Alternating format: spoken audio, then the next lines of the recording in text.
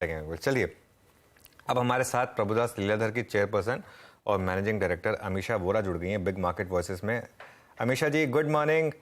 बहुत शानदार good morning. बहुत शानदार वन वे मूव मार्केट में। पहले भी खैर ऐसे मूव्स रहे हैं मार्केट में, ऐसा नहीं है कि पहली बार ऐसा मूव देखा हमने। मार्केट का काम ही है इस तरीके से जो इक्विलिब्रियम के ऊपर या नीचे रहना काफ़ी टाइम तक। लेकिन इस मूव को देखकर क्या थोड़ा सा अनकंफर्टेबल लग रहा है या फिर ये ठीक है, क्योंकि कंसिडरिंग इतने टाइम के बाद एक ब्रेकआउट आया था? इस समय आपकी अप्रोच क्या होगी मार्केट को लेकर? ये मूव मुझे after a long long time 2003 और 2006 के बीच में जो मार्केट चल रही थी, या तो 2004 से 2008 के बीच में, वो याद दिलाती है, क्योंकि इसमें बहुत ही ब्रेथ है। आप देखोगे कि ये बड़ी कॉन्सेंट्रेटेड निफ्टी अप मूव नहीं है। खाली मिड कैप भी जबरदस्त पार्टिसिपेट कर रहा है, स्मॉल कैप पार्टिसिपेट कर रहा है, माइक्रो कैप पार्टिसिपेट कर रहा है। तो इसके चलते मार्केट के लेग्स बहुत बढ़ चुके हैं in terms of both sectors and stocks. So ये बहुत ही हार्टनिंग चीज है। बट यस, ऐसा डेफिनेटली कह सकते हैं कि एट दिस पॉइंट एक स्ट्रॉन्ग अपमूव आ चुका है।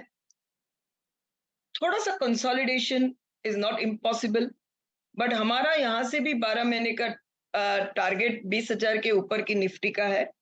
एक इन बिटवीन कोई भी कंसोलिडेशन हो जाए या तो थोड़ा करेक्शन हो जाए, तो that would be opportunity to bye.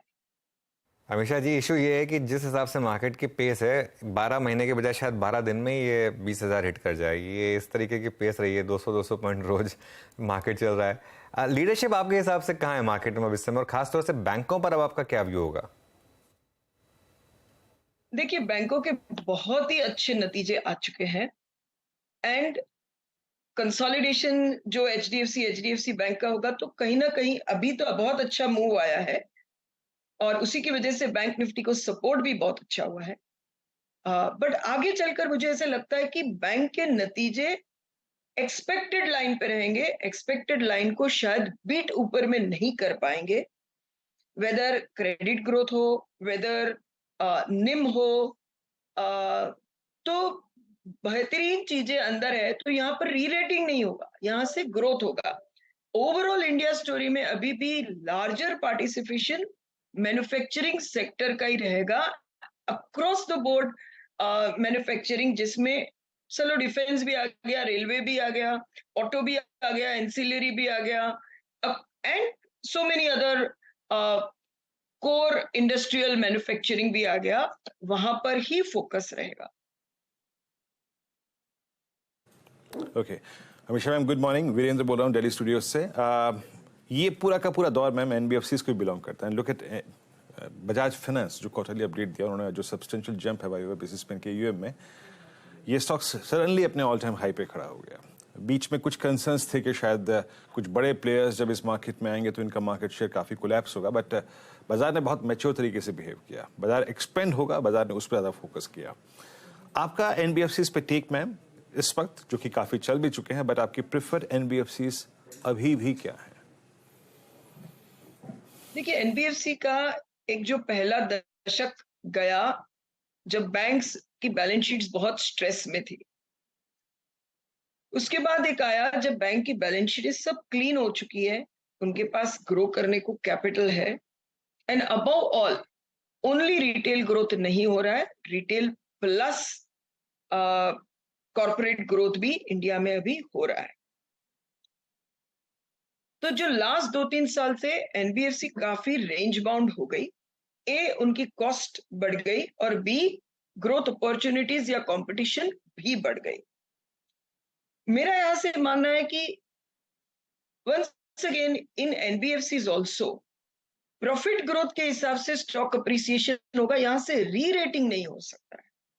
री रेटिंग बहुत ऐसे भी लिमिटेड काउंटर्स में होता है या लिमिटेड सेक्टर्स में होता है, पर एनबीएफसी में पर्टिकुलरली जो नाम आप बोल रहे हैं, वो जो 6 टाइम बुक पे, उसको अभी री रेटिंग नहीं होता है, बट ग्रोथ आने से स्टॉक चलेगा within the sector. I am very sure there are certain pockets which are still at 2 times book, 1.5 times book, वहां पर ग्रोथ और री रेटिंग दोनों हो जाएगा।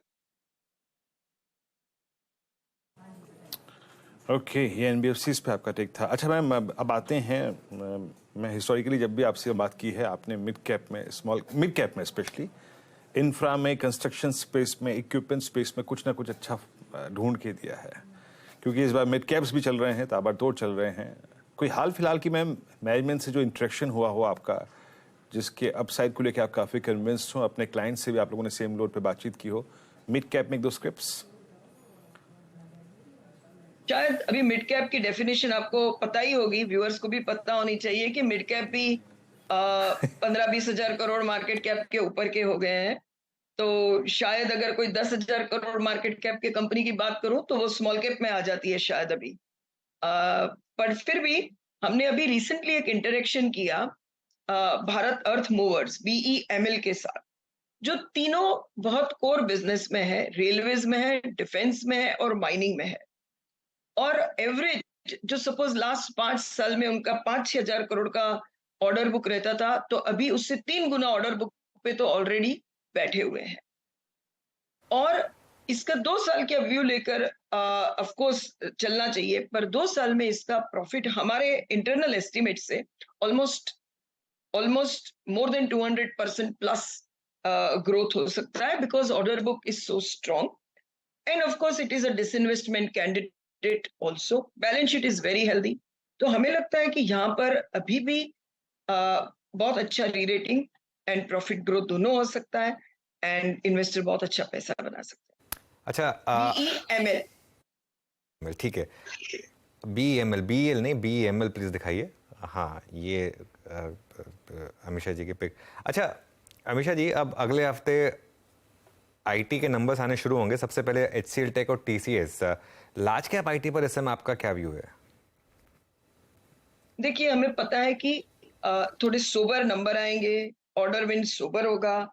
फिर भी in our strategy in current month we increased our weight in IT, thinking that price correction to a great extent has happened.